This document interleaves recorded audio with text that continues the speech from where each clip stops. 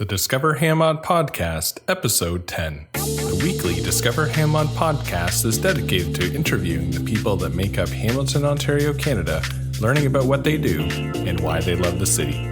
I'm your host, Brian Hogg, and this week I interview Meg Smith, Senior Designer at Factor E, a local design and technology company, and also the Hamilton Chapter Lead for Ladies Learning Code, a nationwide not-for-profit organization that helps both women and men learn to code. We chat about both of her roles and some of her favorite things about the city she's lived in nearly every corner of. For show notes, other episodes, and more, visit discoverhamont.ca. Welcome, everyone, to the Discover HamOnt Podcast. I'm here with Meg Smith, Senior Designer at Factor E, and also the Hamilton Chapter co-lead of Ladies Learning Code. Welcome to the show. Thanks for having me. Good. So how about we start a little bit about maybe Factor E first, what you do there and your role. I'm a senior designer, so I'm responsible for the design side of doing branding, websites, apps, touchscreens, you name it. Nice. We're working on it. Nice. Are there any particular projects you can talk about that you're kind of working on now, or things that they tend to work on? Sure. The bulk of my work is websites.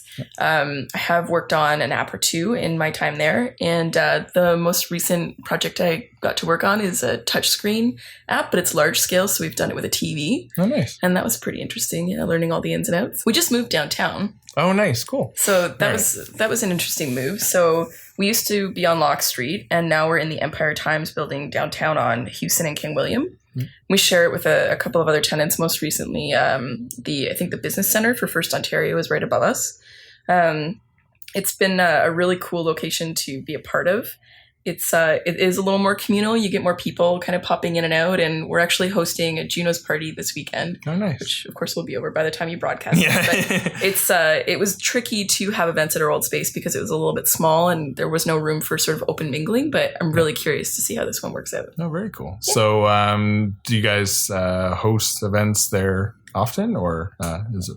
This will be our first one since we've moved in. We kind of had to get our bearings and all the setup stuff, but I believe we'll be hosting more parties in the future. I think we'll want to be involved with things like Art Crawl, and it's such a beautiful space. Why not share it, right? Absolutely.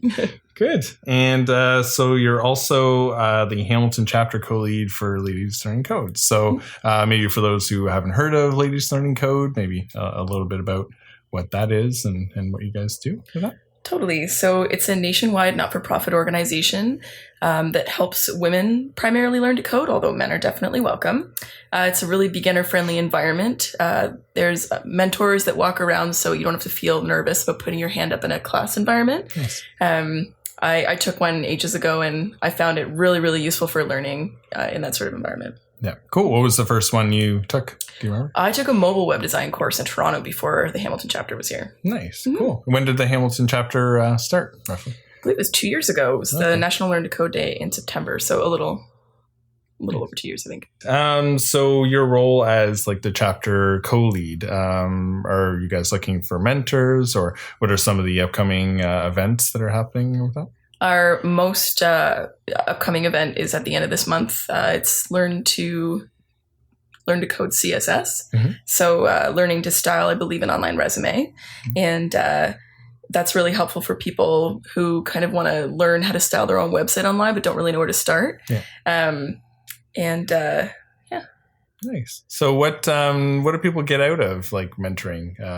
Because it is all volunteer positions, right? Totally. So. Sorry, I forgot to mention about the mentors. Yeah, we're always accepting lead instructors and mentors. Lead instructor is somebody who runs the course. You've been there. Once. It was a great experience. Yeah. Awesome. We loved having you. And the mentors are sort of the people on the floor. They walk around and they sort of provide the one-on-one help, which is crucial. Sometimes if you're just have a lead instructor, you feel like you can't really put your hand up or ask a question. And they're there to sort of help out with those sort of issues where you can't stop the class. Yeah, exactly. Yeah. So people can actually ask questions during the class and they don't actually have to stop for the main instructor to do it. So yeah, whenever they have an issue, they can pop up their hand. Nice. Good. Without them, we would be. Yeah, no, it's definitely different than a standard classroom. So no, it's great that you guys do that. So are you from Hamilton originally, or? Born and raised. Yes. Yep. Nice. And you've been in a few different areas, right? So yeah, I've sort of lived in every different part of the city throughout my life. Yeah. I tested it all. It's all good. Nice. Good. And so where did you grow up? Like, where are you now? Like, I grew up on the East Mountain, and I hopped across the mountain, and then I went downtown core over to West Hamilton, and now I'm actually down a short jaunt from my parents' old house in the East End, just past Ottawa Street. And what drove you to the East End? This is my first time owning a home, and when we were looking around, we wanted to look for BIA areas, things that are walkable, have really nice restaurants and cool places to visit. And downtown sort of priced us out a little bit. We weren't finding exactly what we wanted. And our realtor said, well, why don't you try looking over on Ottawa Street? There's a BIA there. The houses are really cool. And I just fell in love with the style of houses around here and all the old original flooring and trim. So, and Ottawa Street's awesome. I've been exploring it since I've been down here, and I've really enjoyed it. Yeah, including the first Tim Hortons, right? I think it's up there. Yep. The original building's not standing anymore. They just renovated that sort of big facility with the museum on top. It's pretty cute. So we tend to end with a bit of a lightning round. And it's just some things that jump out for you that you're kind of that you love about the city. So favorite restaurants that jumps out? There are a couple. I of course love the Other Bird sort of branch of restaurants. They just opened up the Black Sheep Snack Bar down here, and I've been a long time admirer of Rapscallion. There's a couple others. I love Kampai for sushi. They make the best sushi in the city, in my opinion. Nice. And for sort of like fine dining or a steak, I really like going to Boo's Bistro. That's been sort of a frequent date spot. Very cool. Nice. Booze and steaks. Can't complain. Favorite cafe? Right now, my big favorite is the Cannon. They're down on Ottawa Street again. Their waffles are out of this world. Nice. I can't stop. It's going to be a problem. Is it just a breakfast kind of thing, or no? They're open all day. No, they should. They're open, I believe, into the early evening on weekends, but it's mostly like just sort of an early morning, afternoon cafe, I believe. Nice. Not a late night one. All right. Favorite shop, so non-food. Non-food. You mean you can't just buy food all the time? I've always loved hand knit. They have amazing yarn, and they feed my knitting and crocheting habit. And now I'm sort of right around the corner from them, so it's been difficult not to just sort of hand over my entire paycheck. It's like, here, just I'll send it directly to you instead of just take it straight from the source. Next one would be a favorite event in Hamilton. Supercrawl. Yes. I love Supercrawl. Nice. Have you been going since the beginning? Kind of seen it grown? Or? Yeah, totally. Nice. And of course, last year, the Spoon concert was not to be missed. That was amazing. Nice. Which concert? Sorry? Spoon. It was the one on the main stage at the end of the festival. Very cool. Yeah. Good. And then last but not least, favorite natural feature?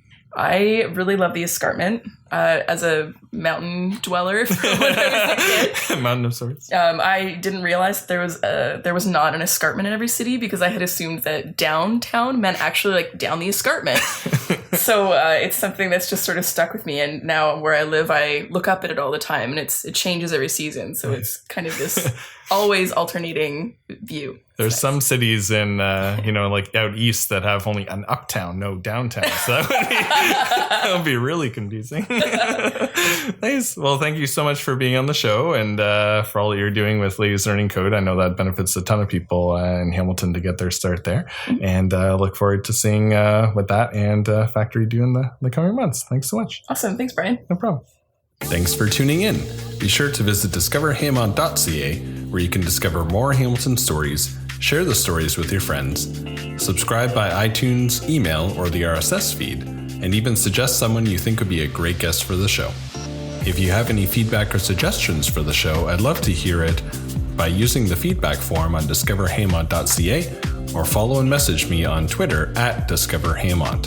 Thanks again for listening, and until next week, take care.